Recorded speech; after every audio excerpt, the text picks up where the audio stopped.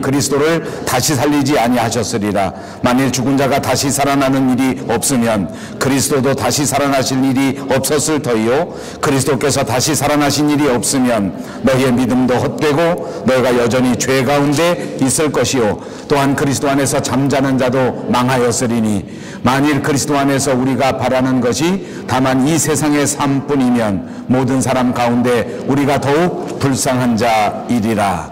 아멘. 예, 오늘은 우리 그리스도인들에게 있어서 가장 기쁘고 가장 즐거운 부활절입니다. 사실은 우리 그리스도인에게 뿐만 아니라 온 인류에게 가장 기쁜 날, 그리고 가장 복된 날, 그리고 모든 사람들에게 일평생 가운데 가장 굿뉴스이고 가장 빅뉴스가 되는 그런 날, 그런 부활절, 그런 부활주일입니다. 오늘 우리가 이렇게 뜻깊은 부활주일에 선택한 고린도전서 15장은 다른 말로 복음의 상상봉이라고도 하고 또 다른 말로는 부활장이라고도 불리우는 성경입니다. 성경 복음서에 있는 내용을 종합해 본다고 하면 우리 주님께서는 부활하신 다음에 약 40일 동안 세상에 계셨습니다. 그러면서 약 10번 정도 세상 사람들에게 나타나셔서 보여주셨는데, 오늘 이 고린도전서 15장에 보면 그 중에 6번 정도 예수님께서 우리 사람들에게 보여주신 내용을 말씀하고 있습니다. 세 번은 개인적으로 수제자였던 게바 베드로에게, 그리고 야고보에게, 그리고 사도 바울에게 나타나 보여주셨습니다. 베드로는 다른 말로 하면 사도들의 대표라고 할 수 있고, 야고보는 유대인 교회의 대표라고 볼 수 있고, 바울은 이방인 교회를 상징하는 대표라고 그 의미를 부여할 수 있을 것입니다. 그리고 또 다른 세 번은 집단적으로 사람들에게 보여주셨는데 12 제자들에게 나타나 보여주셨고, 그리고 500명 형제들에게 보여주셨고, 그리고 이번에는 모든 제자들이 다 함께 모여있는 모든 사람들 앞에도 나타나 주셨다는 것을 성경이 우리에게 말씀해 주고 있습니다.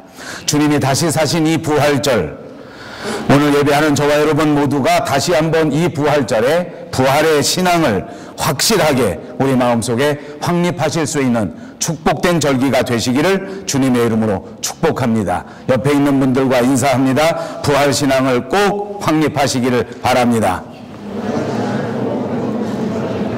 너무 길지요? 뒤에 있는 분들하고도 또 합니다. 우물우물우물. 예수님께서는 다시 살아나셨습니다. 오늘 본문 12절에 보니까 그리스도께서 죽은 자 가운데서 다시 살아나셨다 전파되었거늘 너희 중에서 어떤 사람들은 어찌하여 죽은 자 가운데서 부활이 없다 하느냐라고 물으셨습니다. 그리고 14절에 계속해서 말씀하시기를 그리스도께서 만일 다시 살아나지 못하셨으면 우리의 전파하는 것도 헛것이요 너희 믿음도 헛것이다 라고 말씀해 주셨습니다. 우리가 예수를 믿는다고 하는 것은 그분의 탄생, 그리고 그분의 성장, 그분이 당하신 고난, 그분이 지고 가신 십자가, 그분이 죽으신 죽음, 그리고 그분이 다시 살아나신 부활, 그리고 그분이 하늘로 올라가신 승천, 그리고 그분이 우리에게 말씀해 주셨던 재림, 이 모든 것들을 다 믿는 것을 말하는 것입니다. 탄생을 믿고 고난은 믿고 십자가는 믿지만 부활은 믿을 수가 없다. 그것은 믿음이 아닙니다. 죽음은 믿지만 또 부활은 믿지만 주님이 다시 오신다고 하는 재림은 도저히 믿을 수가 없다. 이것은 예수 믿는 믿음이 아니라는 것입니다. 우리가 예수를 믿는다고 하는 것은 믿는 사람이라고 하면 그가 살아나신 것, 그리고 그분이 승천하신 것, 그리고 그분이 약속하신 그대로 다시 오신다고 하는 분명한 사실을 믿는 사람이 바로 예수를 믿는 사람이라고 하는 사실을 꼭 알아야 합니다. 우리가 살아가는 우리의 삶에 가장 근본적인 질문이 있다고 하면 그것이 무엇이겠습니까? 이 세상에 우리 사람은 어디에서 왔다가 어디로 가는가 하는 질문입니다. 사람이 만약 살다가 죽으면 어떻게 되는 것인가? 우리가 죽은 다음에는 도대체 무엇이 있는 것인가 하는 것은 우리 인류의 영원한 질문이요 영원한 숙제라고 해도 과언이 아닐 것입니다. 많은 사람들이 이 질문을 깊이 생각합니다. 그리고 많은 사람들이 이 질문에 대하여 나름대로 대답하는데 세상에 있는 사람들이 가장 많이 대답하는 것은 아마 불가지론이라고 대답할 수 있을 것입니다. 모른다는 것입니다. 공자도 사실은 많은 제자들이 공자 앞에 이렇게 물었습니다. 사람이 죽으면 어떻게 되는 것입니까? 사람이 죽은 다음에는 어디로 가는 것입니까? 라고 물었을 그때에 공자는 이렇게 대답했다고 합니다. 살아있는 이 세상의 모든 것도 내가 다 알지 못하는데, 세상에도 모르는 것이 이렇게 많은데 죽은 다음의 일을 내가 어떻게 알겠느냐. 어찌 보면 그 말이 맞는 말인 것 같습니다. 사실 사람의 지식으로는 이것을 도저히 알 수 없습니다. 우리가 죽어서 어디를 가는 것인지, 죽은 다음에 무엇이 있을 수 있는지는 우리가 가지고 있는 지식, 우리가 가지고 있는 과학, 우리가 가지고 있는 상식으로는 도저히 알 수 없는 일입니다. 다른 여러 종교에서도 이 죽음의 문제는 깊이 다루어졌습니다. 불교에서는 그래서 이 죽음 다음에는 윤회설이 있다고 주장합니다. 사람이 되었을 그때에 공덕을 쌓고 사람이 되었을 그때에 반드시 성불 하지 못하면 그 다음엔 다시 짐승으로 태어나고 다시 그 다음에는 개, 돼지로 태어날 수밖에 없다고 가르쳐주면서 이 세상에 있는 모든 생물들을 죽여서는 안 된다고 가르쳐주지 않았습니까? 또 어떤 사람들은 이렇게 가르칩니다. 고대 이집트 사람들을 중심으로 해서 사람이 죽으면 혼이 육체에서 빠져나가서 빙빙 돌아다니다가 다시 그 육체로 돌아온다. 그래서 이 사람들은 그 육체를 소중하게 여길 수밖에 없지 않습니까? 사람이 죽었다가 그 죽은 다음에는 자기 영혼이 육체에서 빠져나가는데 나갔다가는 빙빙 돌다가 여행을 하다가 다시 자기 육체로 돌아오기 때문에 이 사람들은 그 육체를 절대 없애지 않습니다. 육체가 썩어지면 다시 돌아올 수 없다고 생각합니다. 육체가 없어지면 그 영혼마저도 구천을 떠돌아다닐 수밖에 없다고 생각해서 그 육체를 잘 보존한단 말입니다. 그것이 오늘날까지 전해지는 미라들입니다.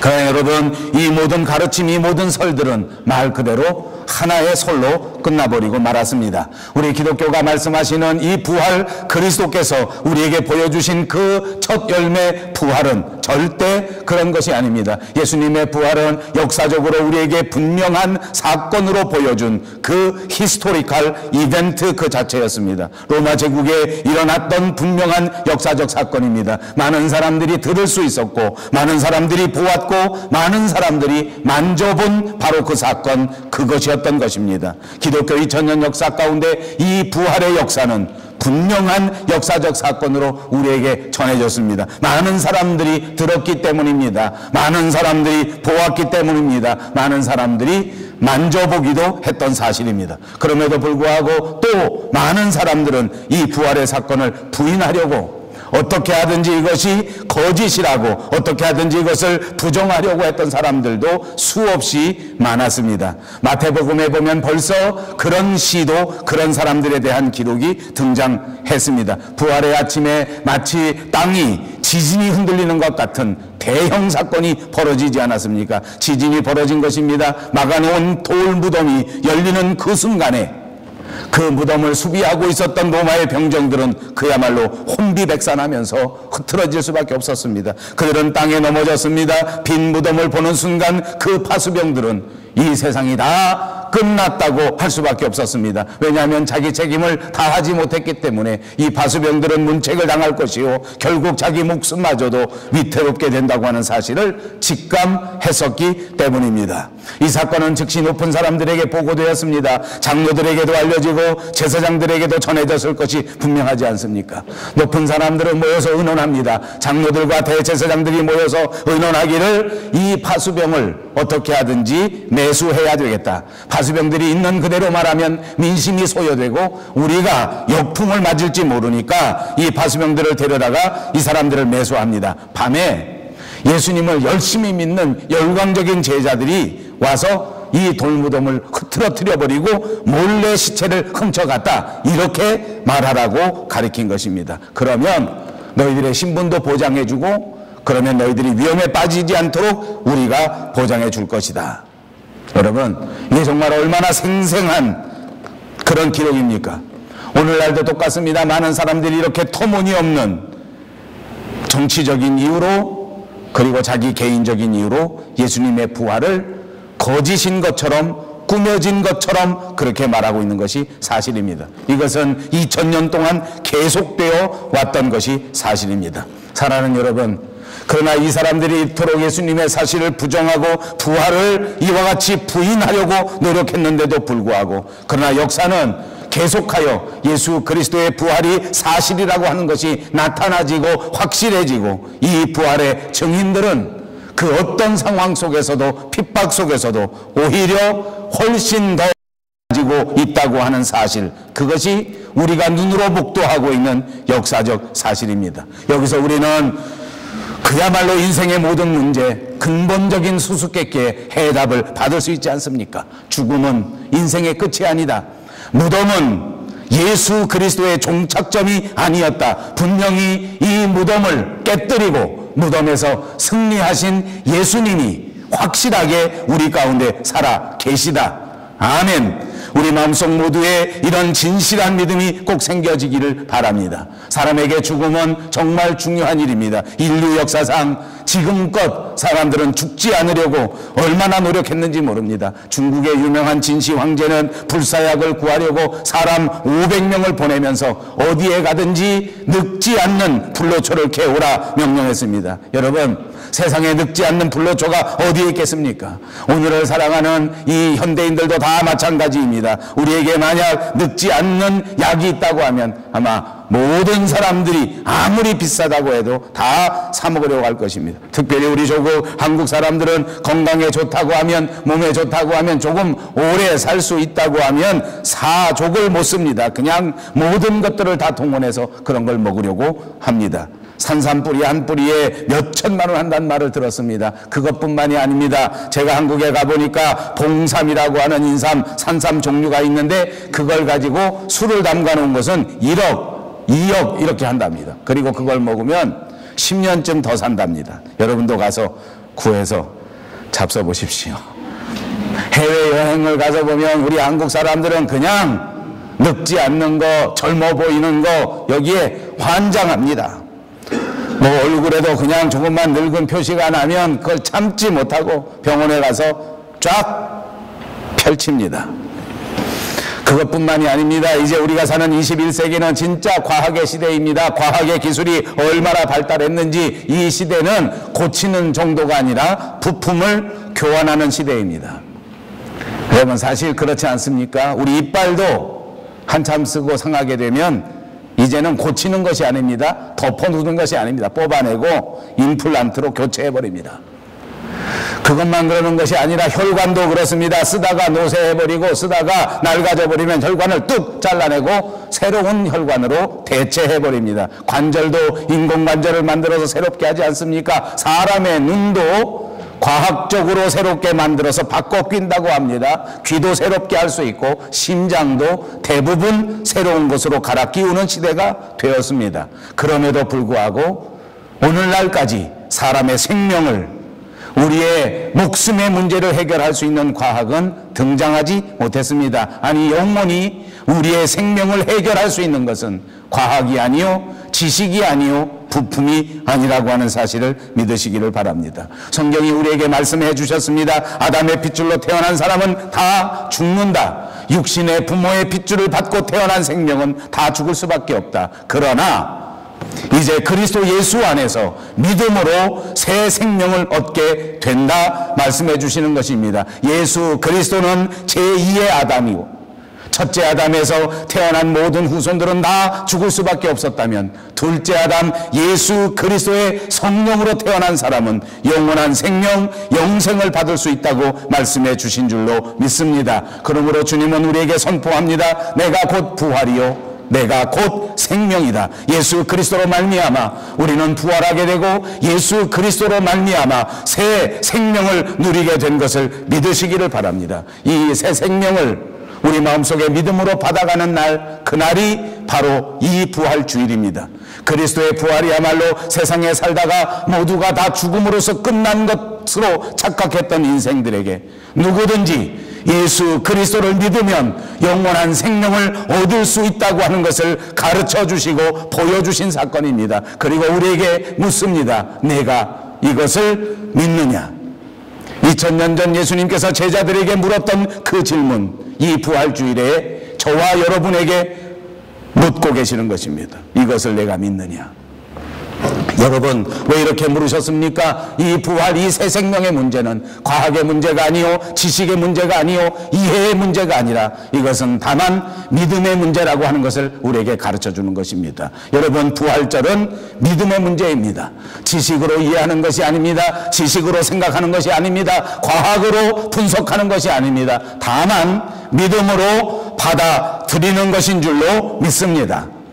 그러므로 이 세상에 살아가는 동안 아는 것과 믿는 것은 그 차원이 절대 다른 것입니다. 여러분, 우리가 살아가는 세상에서 과학과 믿음은 절대 차원이 다른 것입니다. 교리적인 지식이 아무리 많다고 해도 그것을 내가 믿음으로 받아들이지 않는다고 하면 그것은 이미 신앙이 아닙니다. 내가 그리스도와 함께 살고, 내가 그리스도와 함께 죽고, 내가 그리스도와 함께 다시 부활한다고 하는 것을 믿는 것, 그것은 영생을 보장받게 되는 지름길이 된다는 것입니다. 그리고 이 사실을 우리 마음속에 믿고 이 사실 때문에 자기의 생명 전체를 걸고 목숨을 바친 사람, 그 사람들이 바로 우리의 믿음의 선배들이요, 성경에 나오는 대표적인 사람이 바로 사도 바울입니다. 그런 고린도 후서 4장 5장에 보면 사도 바울이 우리에게 가르쳐 주기를 이 부활 신앙이 필요하다, 이 부활 신앙이 없이는 세상에서 승리할 수 없다, 어떻게 하든지 이 부활 신앙을 붙들고 이 세상에 살아야 한다고 강력하게 설교하고 있는 것입니다. 그리스도의 부활이 없다고 하면 오늘 성경 본문이 우리에게 말씀해 주시는 것처럼 우리는 이 세상에 있는 사람들 중에 가장 불쌍한 사람이 된다고 말씀하셨습니다. 왜요? 있을 수도 없는 헛된 것을 전했기 때문입니다. 그러나 우리 앞에 그리스도께서 부활하셔서 모든 사람들 앞에 나타나 보여주셨고, 심지어 만삭되어 나지 못한 자기 자신 사도 바울에게까지 보여주셨다고 간증했습니다. 여러분, 예수님의 제자 가운데 도마를 기억하십니까? 도마는 예수님의 부활을 전혀 처음에는 믿지 못했습니다. 그리고 그 도마는 말하기를 내 손으로 직접 만져보지 않고는, 내 눈으로 직접 보지 않고는 나는 믿을 수 없다라고 말했습니다. 여러분, 사실은 이 도마 같은 제자가 있었기 때문에 저와 여러분 얼마나 다행인지 모릅니다. 여러분들은 어떤지 몰라도 저는 이 도마가 너무나 존경스럽습니다. 눈으로 보지 않고는 믿지 못하겠고, 손으로 만져보지 않고는 믿지 못했습니다. 제 심정은 똑같은 심정입니다. 여러분, 어떻게 되었습니까? 의심이 많던 도마에게 예수님은 부활하신 후 나타나 보여주셨습니다. 내 손가락을 내밀어 내 손에 못자국을 만져보라. 그리고 믿음이 없는 자가 되지 말고 꼭 믿는 자가 되라. 도마는 손을 내밀어 예수님의 그 창자국, 예수님의 상처 자국을 만져보았습니다. 도마는 자기의 손으로 분명히 예수님을 확인해 보았습니다. 그리고 도마는 예수님 앞에 엎드려 오 나의 주, 나의 하나님이십니다 라고 고백하게 되었습니다. 이 도마의 신앙 고백처럼 완전한 신앙 고백은 없을 것입니다. 베드로도 위대한 신앙의 고백을 했습니다. 주는 그리스도시요 살아계신 하나님의 아들입니다. 그런데 도마의 신앙 고백은 거기에서 더 간결하지만, 더 심플하지만, 그러나 한 단계 더 들어간 것입니다. 오 나의 주, 나의 하나님이십니다. 여러분, 여기서 분명히 깨달아야 할 것이 있습니다. 부활은 믿음의 영역이지 지식의 영역이 아니다. 부활은 하나님의 신령한 역사이기 때문에 창조주 하나님을 영적으로 받아들이고 믿음으로 받아들이지 아니하고는 체험할 수 없는 역사이다. 오늘 그리스도께서는 다시 우리에게 말씀하십니다. 나는 부활이요 생명이니 나를 믿는 자는 죽어도 살겠고 무릇 살아서 나를 믿는 자는 영원히 죽지 아니하리니 내가 이것을 믿느냐? 여러분, 내가 어떻게 대답해야 하겠습니까? 예수를 믿는 사람들 가운데 이 질문을 피해갈 수 있는 사람은 없습니다. 사랑하는 여러분, 오늘 이 부활주일에 이 질문을 마음속 깊이 담으시고 이 질문에 믿음으로 대답할 수 있는 여러분 모두가 되시기를 주님의 이름으로 축복합니다. 성경에 보니까 마르다도 이렇게 고백합니다. 주님, 그렇습니다. 주여, 그러하여다. 주는 그리스도시요 세상에 오시는 하나님의 아들이신 줄로 내가 믿습니다. 이렇게 아름다운 신앙의 고백이 주님 앞에 꼭 드려져야 한다는 말입니다. 사망의 권세를 이기는 힘은 부활의 신앙밖에 없기 때문입니다. 우리에게 둘러져 있는 이 태산과 같은 고난, 고통, 외로움, 이 모든 아픔을 이길 수 있는 것은 오로지 부활 신앙밖에 없기 때문입니다. 그렇습니다. 정치적인 핍박, 고문, 배고픔, 투옥, 이 모든 죽음에서 이 기독교회가 오늘날까지 이토록 위대하게 자리 잡고 있는 것은 오로지 부활신앙이었습니다. 많은 신앙의 선배들이 주님과 함께 죽는다면 주님과 함께 살아날 수 있다고 하는 믿음을 가졌습니다. 성경이 이런 사람들을 기록해 두기를 어떻게 기록해 두었는지 압니까? 이런 부활의 신앙을 가진 사람들은 이 세상이 감당할 수 없다. 사랑하는 여러분, 2015년 부활절에 목사는 여러분을 축복합니다. 세상이 감당할 수 없는 그리스도인들이 되시기를 바랍니다. 여러분 마음속에 주님을 향한 부활신앙이 있다면, 여러분의 생각 속에 예수 그리스도의 부활을 받아들이는 그 믿음이 겨자씨만한 것이라도 우리 속에 들어와 있기만 하면 이 세상이 여러분을 감당하지 못합니다. 세상이 여러분을 흔들지 못합니다. 세상이 여러분을 넘어뜨리지 못할 것입니다. 그 어떤 아픔도, 그 어떤 고난도, 그 어떤 슬픔도 딛고 일어서서 예수 그리스도와 함께 승리하는 여러분들이 될 줄로 믿습니다. 이와 같은 부활의 신앙을 붙들고 세상에서 빛으로, 그리고 세상에서 소금으로 살아가는 저와 여러분, 우리 밴쿠버 영성교회가 다 되시기를 주님의 이름으로 축복합니다. 기도하겠습니다. 자비하신 우리 하나님, 참 감사합니다. 오늘 예수님의 부활절에 다시 한번 부활을 생각해 보았습니다. 우리 마음속에 부활 신앙이 충만하게 도와주셔서 부활의 신앙으로 승리하게 하여 주시옵소서. 예수님의 이름으로 간절히 기도하옵나이다. 아멘.